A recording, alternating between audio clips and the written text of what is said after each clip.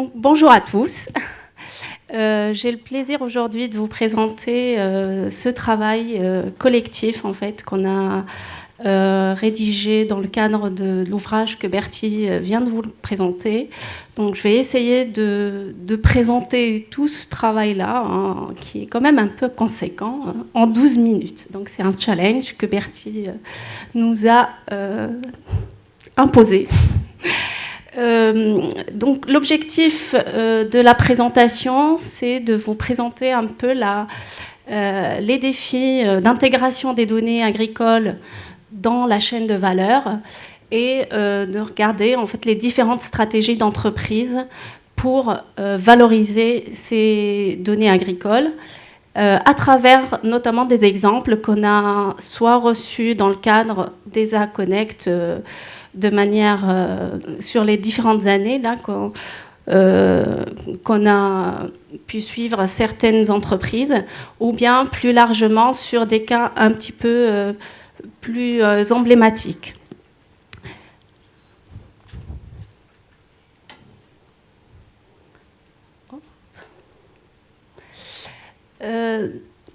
La globalisation du commerce ainsi que l'accroissement en fait de la concurrence et la différenciation des produits qu'on a vécu ces dernières années ont énormément complexifié la chaîne de valeur alimentaire, et notamment en fait puisque la circulation des aliments, elle passe à travers plusieurs mains avant d'arriver au consommateur final.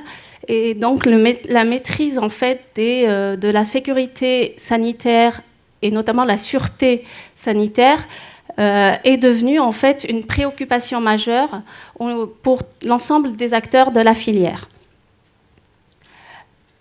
Pour répondre à ces enjeux de suivi, une combinaison de réglementations gouvernementales, communautaires ou bien internationales, notamment à travers des normes ou bien des réglementations, ici les ISO, des normes internationales, ou bien en fait des certifications par tiers. Je présente ici quelques exemples, hein, les certifications agriculture biologique, ou bien réglementation communautaire, les appellations d'origine, etc. Se sont pas mal développées ces dernières années.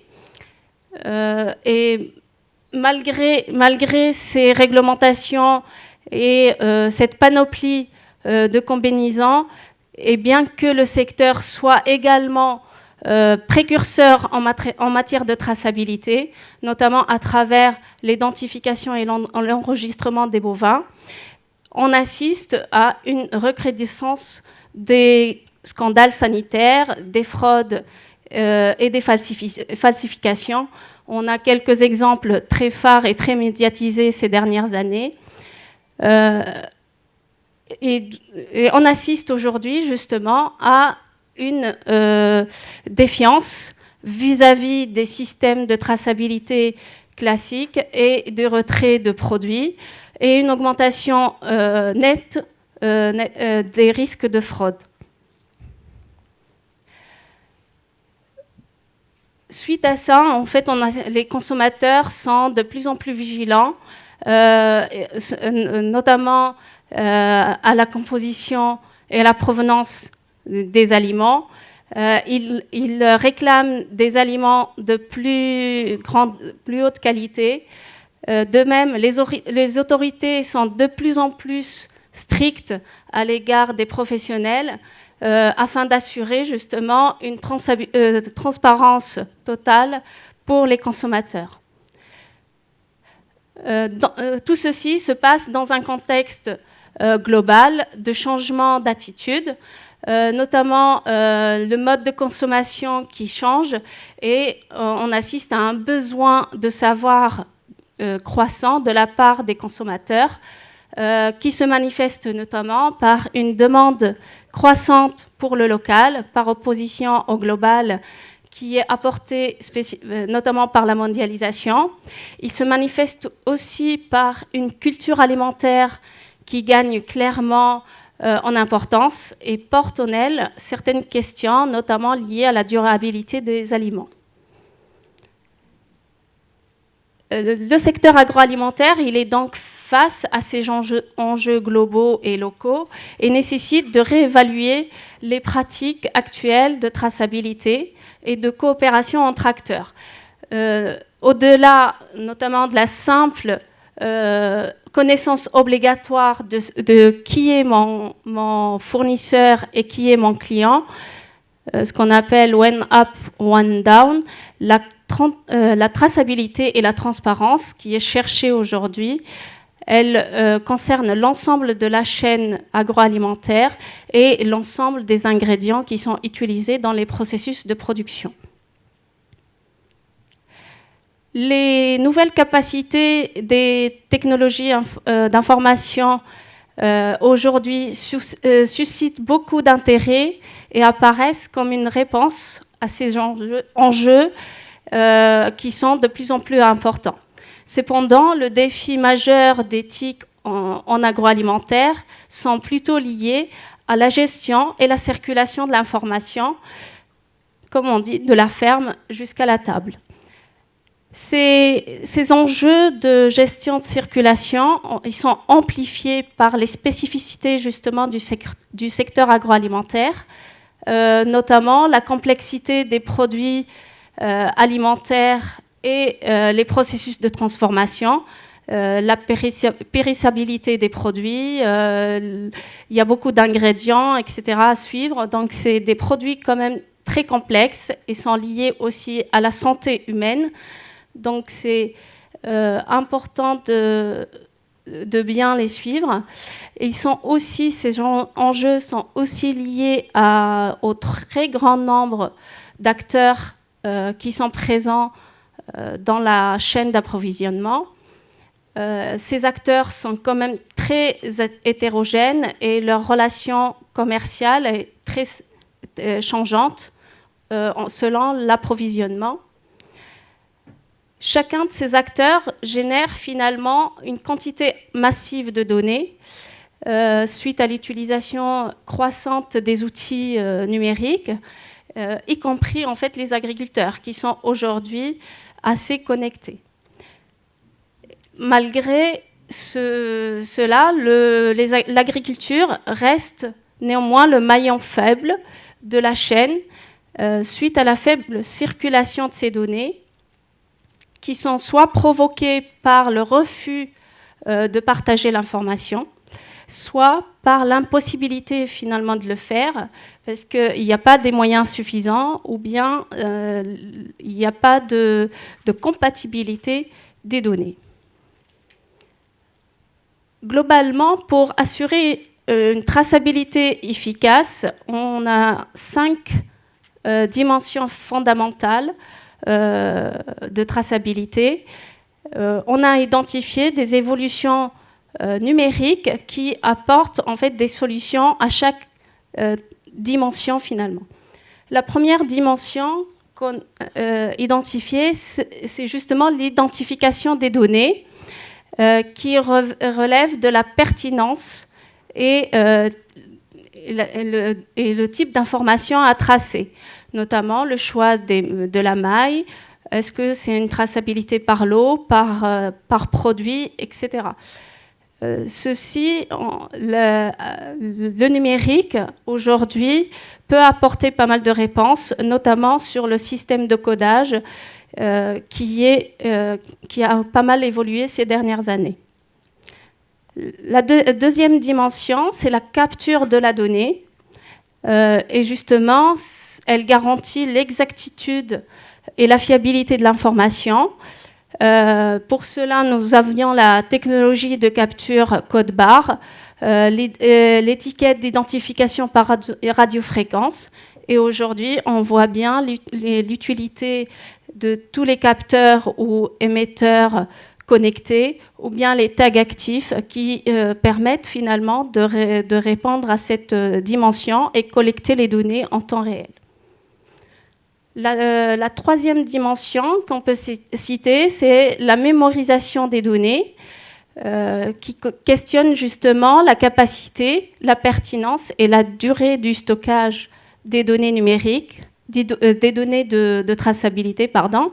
Et justement, le big data, le cloud, sont aujourd'hui des outils qui offrent des nouvelles perspectives de gestion de données en termes de volume ou bien de capacité et vitesse de calcul.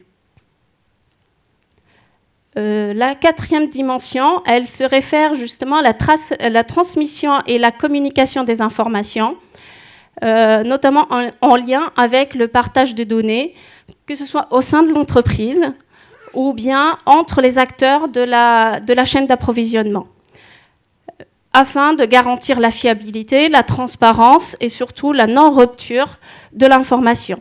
Et pour ça, les nouvelles technologies d'information et de communication sont aujourd'hui un moyen pour résoudre ces enjeux, et notamment l'enjeu d'interopérabilité des données qu'on a pas mal entendu parler.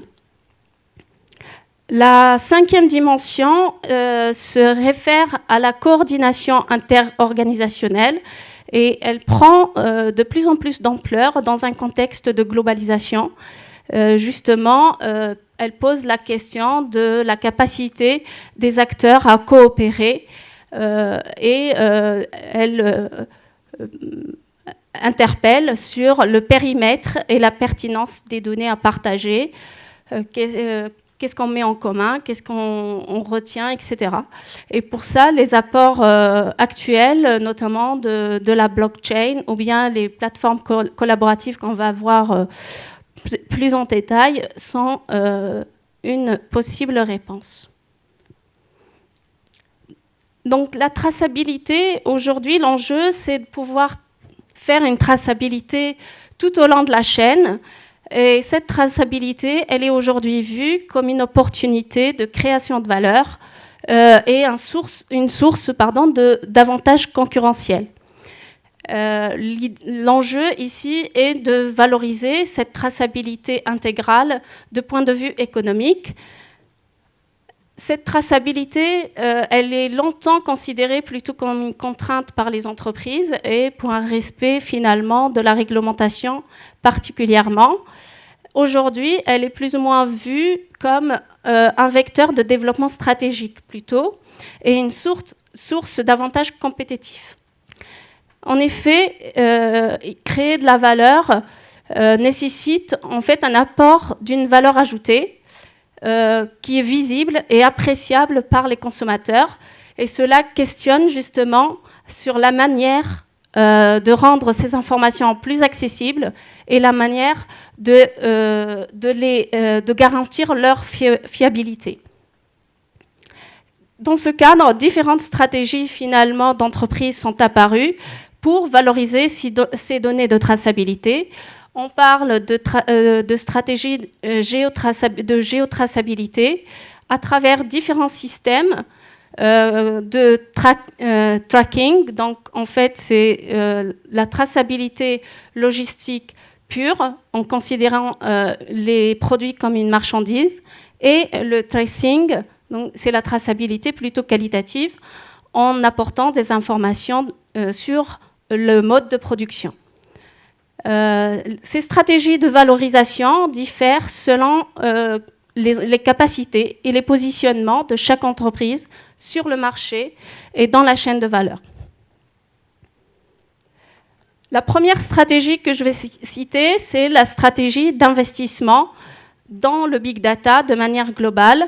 Et l'idée ici est de maîtriser l'interopérabilité, et de collecter les données agricoles et de les rendre plus compatibles pour valoriser sous forme de solutions, de conseils ou de produits sur le marché.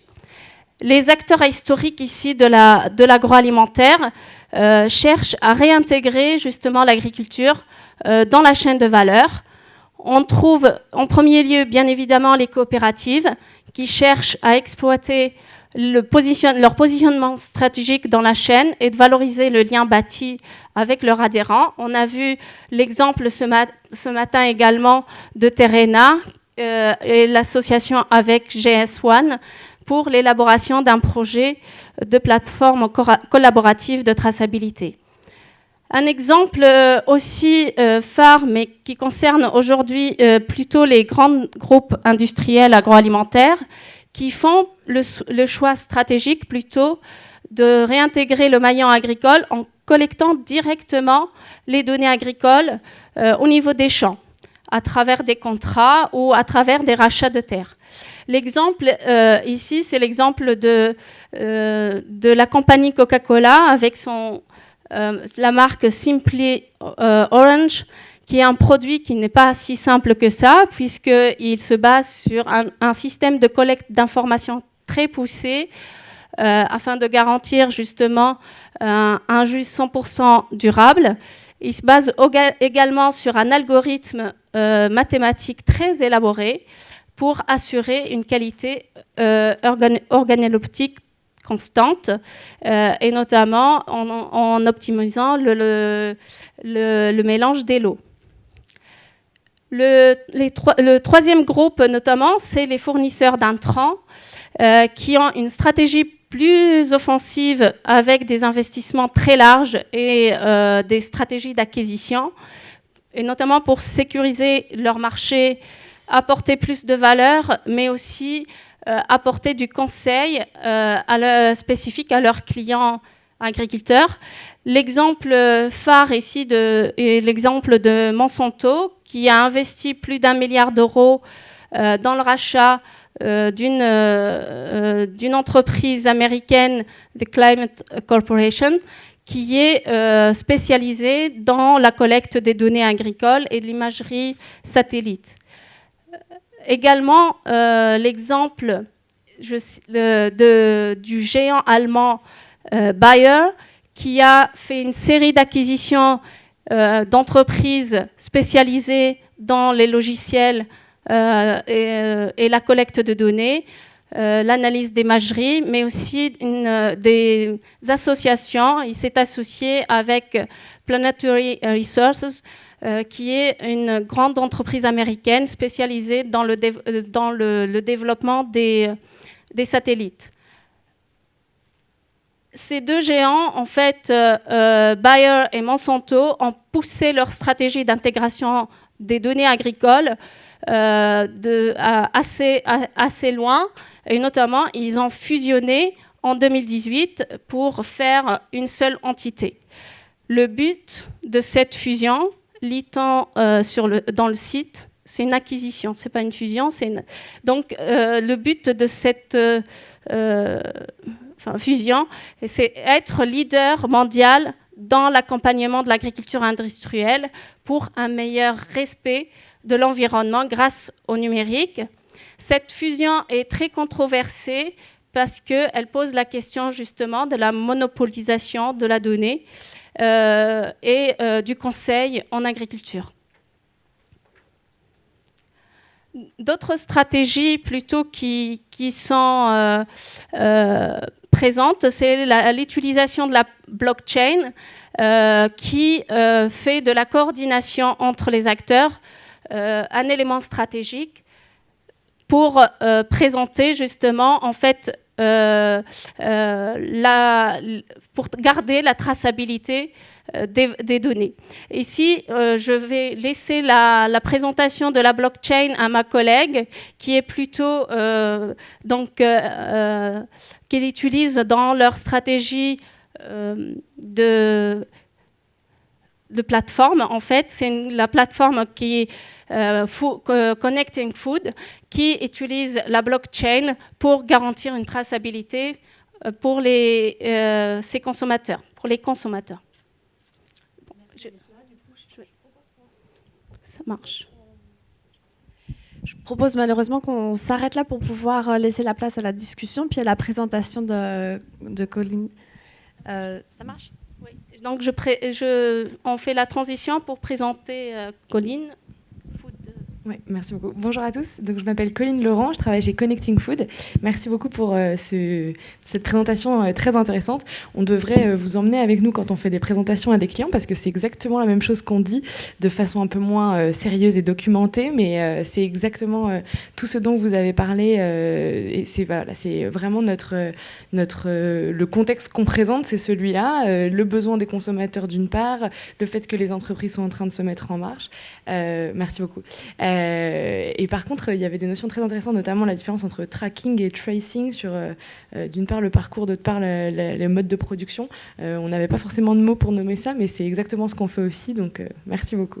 Donc nous, du coup, très rapidement, je vois qu'on est un peu en retard sur le planning, donc je vais faire vite. De toute façon, moi, je suis juste l'illustration de tout ce qui a été évoqué d'un point de vue théorique ici. Donc je vais vous parler, désolé pour ceux qui prenaient des photos des slides, va falloir écouter parce qu'il n'y a pas grand-chose sur les slides. Nous, Connecting Food, on est une entreprise donc française qui faisons de la traçabilité pour apporter une transparence aux consommateurs, mais nos clients, ce sont des entreprises agroalimentaires. On est une entreprise B2B. On n'est pas une application à télécharger sur les stores. Et notre approche de la transparence, c'est deux choses. C'est d'une part la traçabilité, mais également l'audit qualité et la vérification que les produits dont on assure la traçabilité sont réellement conformes à ce qu'ils doivent être selon leur cahier des charges. Et ça, c'est une différence qui est très très importante parce qu'à la différence des autres entreprises dont vous avez mis le logo Carrefour, IBM avec Walmart, etc., qui font juste de la traçabilité, nous, on a cette dimension d'audit où on va utiliser du coup les données qui se trouvent sur les chaînes, mais pour les pousser encore plus loin et au-delà de savoir par où est passé le produit, c'est vraiment savoir est-ce que le produit, quand il était produit matière brute, produit semi-fini et produit fini, il a vraiment respecté ses engagements à toutes les étapes. Donc du coup, rapidement, la raison d'être de Connecting Food. Donc moi, je ne suis pas la cofondatrice. Aujourd'hui, on est 20 personnes à travailler dans l'entreprise. Mais les deux cofondateurs, ils ont travaillé pendant 20 ans dans des groupes agroalimentaires. Donc plutôt côté marque, mais aussi dans l'amont. Et pendant leur carrière, ils se sont rendus compte que la traçabilité, ça existe déjà. L'audit, ça existe déjà. Vous avez rappelé tous les principes de la traçabilité qui sont appliqués aujourd'hui. Par contre, effectivement, tout le monde connaît ses fournisseurs. Mais alors, les fournisseurs des fournisseurs, et quand on parle d'aliments transformés avec plein d'ingrédients, ça devient très très compliqué de garder une trace de tout ça. Et donc tout le monde fait sa traçabilité de qu'est-ce qui rentre chez moi, qu'est-ce qui sort de chez moi, mais personne là de bout en bout pour toute la filière. Donc ils se sont dit là il y a un besoin, il y a quelque chose qui n'est pas adressé, qui n'existe pas aujourd'hui, qui est une plateforme sur laquelle tout le monde va collaborer pour mettre des données. Pas toutes les données, pas open bar, je raconte tout ce qui se passe chez moi parce que ça, personne ne le souhaite et c'est pas souhaitable non plus, même pour le consommateur. Par contre, un certain nombre de données qui sont nécessaires pour relier les lots de produits quand ils sont bruts, semi-finis, finis. Donc ça, c'était vraiment leur idée. Ils se sont dit, il faut qu'on résolve ce problème-là. Et puis, tant qu'à faire, une fois qu'on aura plein de données dans les mains, est-ce qu'on les utiliserait pas plus souvent qu'une fois par an, quand il y a un auditeur qui vient et qui vérifie si tout est en forme et qui délivre un certificat, est-ce qu'on les utiliserait pas pour les analyser dès qu'elles sont produites. Et donc c'est pour ça qu'on parle de temps réel. En fait, on parle de temps réel logistique. À chaque fois qu'il y a une transaction, on va récupérer les données et les comparer à ce qu'elles devraient être selon le cahier des charges. Donc on arrive sur ma deuxième slide, j'en ai que 3. Donc du coup, comment on fait ça ? Là, on a une représentation très schématique de qu'est-ce que ça peut être une filière. Là, c'est l'exemple de la viande, avec plusieurs étapes. Pour chaque étape, on a une multitude d'acteurs. Donc, et plus on est en amont, plus on a d'acteurs. C'est-à-dire que là, c'est un exemple sur la viande, mais si on est sur le blé, par exemple, la plupart du temps, il y a énormément d'agriculteurs qui vont se réunir en coopérative, qui vont se réunir après, qui vont livrer le même moulin. Et donc, il y a beaucoup de risques que la traçabilité soit perdue. Donc, comment on fait pour récupérer toutes les données ? En fait, nous, on a une approche qui est à la fois pragmatique, à la fois visionnaire en un sens, qui est de dire, en fait, les données, elles existent. Donc, il ne va pas s'agir d'aller voir chaque agriculteur en disant « Alors maintenant, tu vas utiliser une plateforme blockchain, c'est tout nouveau, c'est génial, tu vas voir. » Pas du tout. On part du principe qu'elles existent déjà. Donc, elles sont, dans le pire des cas, sur du papier, dans le meilleur des cas, dans un système de gestion d'exploitation, parfois entre entre les deux, elles sont dans un Excel, mais elles sont quelque part, et donc on va les récupérer là où elles se trouvent, et on va essayer d'influencer le moins possible la façon dont aujourd'hui elles sont enregistrées pour avoir des données fiables. Et ça, c'est très important parce que ça permet de faire deux choses. D'une part, on limite la double saisie parce que personne n'a envie, une fois qu'ils ont terminé leur travail, de se remettre sur un autre support pour rentrer des informations manuelles qui prend du temps. Et puis, on va limiter le risque d'erreur aussi parce que du coup, on a les données à la source et il n'y a pas de risque d'une personne qui fait des erreurs. C'est important aussi parce que en allant chercher les données telles que un éleveur ou un transporteur ou même un abattoir les enregistre pour garder une trace de qu'est-ce que lui il fait, qu'est-ce qu'il a fait hier, qu'est-ce qu'il fera demain, ça nous permet d'avoir des données fiables. C'est-à-dire que une exploitation qui fonctionne ou une usine qui fonctionne, si on lui dit ok, à partir de maintenant tu vas devoir rentrer dans cette plateforme pour assurer la traçabilité, si par exemple elle n'a pas des pratiques exemplaires, elle peut très bien dire je continue à faire ce que je veux, et puis quand je dois renseigner dans la plateforme, je mets tout ce qu'il faut mettre, et puis comme ça, pas de problème. Ça, c'est une manière de faire, mais c'est pas la nôtre, parce que nous, on essaye d'avoir des données à la source qui soient le plus fiables possible. Donc, pour mettre en place cette solution, nous, on s'est basé vraiment sur trois choses, à la fois sur de la data, qui existe déjà, comme vous l'avez dit, sur toutes les filières et à tous les niveaux, sur de la technologie, sur une technologie en particulier qui s'appelle la blockchain, qui est une technologie de rupture très innovante, qui permet un partage des informations et une sécurisation, parce qu'une fois que les données sont enregistrées sur la blockchain, personne ne peut les modifier. Et en dernière chose, donc c'est une sorte de triptyque, la donnée, la technologie, mais aussi le savoir-faire métier, parce que on est convaincu chez Connecting Food qu'on ne peut pas faire de transparence alimentaire et de traçabilité si on n'y connaît rien aux filières. Donc moi, je suis un super mauvais exemple parce que j'ai fait une école de commerce et pas une école d'agro comme l'ESA, mais dans l'équipe, le gros de l'équipe est constitué d'ingénieurs agroalimentaires.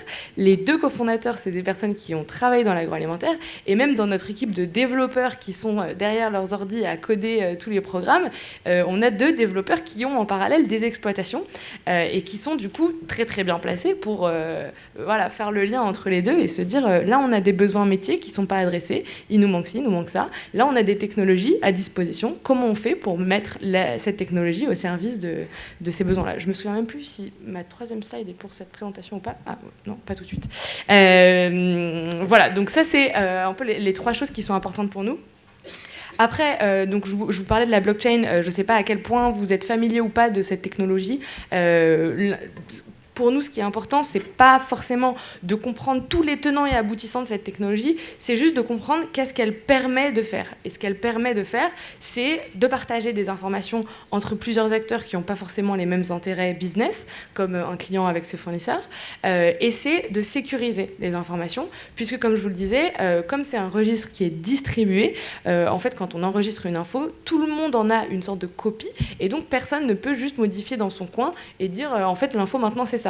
Ça va être envoyé à tout le monde, un peu comme une chaîne de mail où vous allez recevoir tous un tel veut modifier cette info, est-ce que vous êtes d'accord? Et tout le monde va devoir valider le processus. Voilà. Donc, pour reboucler la boucle, on a un petit peu parlé tout à l'heure de valorisation. Quelle est la valorisation de toutes ces données? Là, on parle beaucoup de données, de comment on va les récupérer, les ERP, les systèmes de gestion d'exploitation. In fine, c'est quand même pour valoriser la production. Donc, valoriser, ça veut juste dire donner plus de valeur à quelque chose. Et là, en l'occurrence, on parle de produits alimentaires. Donc, nous, c'était notre conviction et on s'est rendu compte que c'était vraiment le cas, que ce soit en B2B ou en B2C, un produit, s'il a tout un tas de données qui permettent de dire d'où il vient, comment il a été produit, combien d'agriculteurs ont participé ont été collectés pour le faire, comment il a été transformé, et ben il va valoir beaucoup plus que le produit qui ne dit pas tout ça. Et les consommateurs vont être prêts à l'acheter beaucoup plus cher, mais également des marques vont être prêtes à acheter des ingrédients beaucoup plus cher, beaucoup plus cher, ne nous emballons pas, mais un peu plus cher, parce que elles sauront d'où ils viennent, comment ils ont été produits, et c'est quelque chose qu'elles pourront valoriser in fine auprès du consommateur aussi. Donc, je ne sais pas si on est censé prendre des questions tout de suite ou pas, mais pour info, on va, sur la conférence d'après, on va vraiment parler plutôt de la partie consommateur. Là, on était très en amont, et on va parler tout à l'heure de la partie plus en aval, et j'ai apporté des produits avec des QR codes pour faire les démonstrations, etc. Donc, ne partez pas. On va prendre le temps de quelques questions avant la pause. Alors, pour votre information, on ne voit absolument pas les mains levées, donc ne soyez pas vexés. Merci. Bonjour, Eva Beuglin, je suis étudiante en agricadre et j'ai une question parce que à travers les conférences précédentes, on a vu que des applications étaient disponibles qui permettaient aux consommateurs d'avoir accès à des données, des infos par rapport à la traçabilité et donc à la façon de travailler de l'agriculteur. Et ma question, c'est est-ce que, à son échelle, à l'échelle de l'agriculteur, est-ce que lui, il est capable de protéger ces données ? Et oui, parce qu'on sait finalement que des grosses entreprises ont les moyens de payer pour cette protection et pour bénéficier de toute l'opacité recherchée. Mais à l'échelle d'un agriculteur, qu'en est-il finalement ? Merci pour votre question. En fait, nous, on ne va pas demander à l'agriculteur de renseigner toutes ces données. Par exemple, s'il utilise un tracteur qui a des logiciels embarqués, etc., on ne va pas du tout avoir besoin d'enregistrer tout ça, et encore moins sur la blockchain. On va vraiment identifier en fait, en fonction de notre objectif. Donc, si par exemple, on parle d'un agriculteur qui fait des céréales et que notre client, je dis n'importe quoi, hein, c'est Jacquet, pas nos clients, peut-être un jour. On va regarder, ok, alors vous, Jacquet, c'est quoi votre objectif ? C'est d'assurer la traçabilité, de savoir, mettons, la farine de quel moulin, et au-delà du moulin, quels sont les agriculteurs dont les grains ont été collectés pour faire cette farine. Et du coup, savoir la taille de sa parcelle ou tout ce qu'il a mis dans sa parcelle, si c'est pas l'objectif de notre client d'aller auditer tout ce qui a été mis sur la parcelle, on va même pas l'enregistrer en fait. C'est-à-dire qu'on va vraiment se concentrer sur juste les données qui sont utiles pour l'objectif du client et après en fonction aussi de ce que la coopérative veut bien donner accès, etc. Donc en fait, on a une démarche qui est plutôt quand on arrive sur une nouvelle filière avec des nouveaux acteurs, et c'est aussi le type de blockchain qu'on utilise, c'est une blockchain qui est privée à permission. Ça veut dire qu'il y a plusieurs acteurs qui vont se mettre ensemble, même s'ils ne font pas forcément partie de la même société, et la plupart du temps, ils ne font pas partie de la même société, et ils vont dire, OK, quelles sont les données qu'on va accepter de partager entre nous, et c'est jamais toutes les données, et encore moins les données RGPD, etc., qui, elles, ne sont jamais enregistrées dans la blockchain, parce que c'est pas légal. Donc voilà, je sais pas si ça répond à ta question. Oui, dans ce cas-là, l'agriculteur, est-ce qu'il a réellement son mot à dire ? Et puis quelles sont les limites de la diffusion de toutes ces informations finalement ? Alors, la limite de la diffusion de ces informations, elle est très clairement définie, c'est-à-dire que soit on va être dans une valorisation B2B et donc on va dire ces infos elles vont jusqu'à la marque qui fabrique ou elles vont jusqu'au distributeur, soit on va carrément jusqu'au consommateur et du coup potentiellement il y a des informations qui vont se retrouver effectivement sur une page web accessible au consommateur une fois qu'il scanne le QR code. Après, ça dépend de quelles données on parle, c'est-à-dire que par exemple un consommateur ça va l'intéresser de voir qui est l'agriculteur, enfin qui sont les agriculteurs qui ont participé à faire son produit. Après, je ne suis pas sûre que ça ait une très forte valeur pour un consommateur d'aller avoir toutes les datas de la ferme. Enfin, je suis même convaincue que non. Donc, du coup, il y a vraiment un filtre qui va s'opérer tout au long de la filière. Il va y avoir beaucoup de données en amont. Et puis ensuite, au fur et à mesure que le produit va être transformé et retransformé, ne vont subsister que parfois juste l'adresse de l'agriculteur et parfois sa photo s'il est d'accord, mais voilà. Et nous en tout cas notre manière de faire c'est qu'on va jamais mettre un nom d'un agriculteur, mettre une photo s'ils sont pas d'accord, enfin c'est quand même la base, et après par contre effectivement le côté en toute honnêteté, si y a des agriculteurs qui refusent totalement et qui disent non, moi personne n'aura mes données, je veux rester maître de tout et d'ailleurs je ne sauvegarde rien dans le cloud, etc. Là, ça va être compliqué de travailler avec lui. Mais j'ai pas vraiment l'impression que c'est dans ce sens-là que vont tous les acteurs. Et même si effectivement il faut protéger dans la mesure du possible les données des uns et des autres, on va quand même vers un futur où un certain nombre de données sont nécessaires pour avoir confiance les uns en les autres. C'est comme quand vous allez sur Airbnb et que la personne chez qui vous voulez louer votre logement ne met pas de photos. Vous dites c'est bizarre, pourquoi il n'y a pas de photos? Non? Ou enfin voilà, vous voyez ce que je veux dire? Je vois pas les réactions en fait, donc c'est un peu compliqué d'interagir avec vous, mais... Juste pour compléter sur cette question, effectivement, dans le cadre de la blockchain, ça se discute entre acteurs et justement tout est défini sur quel type de données on met dans les blocs, en fait, dans la blockchain. Par contre, la question se pose justement en termes, dans les autres stratégies d'acquisition de données agricoles. Et la question qui aujourd'hui pose pas mal de controverses, c'est les données des satellites, où justement il y a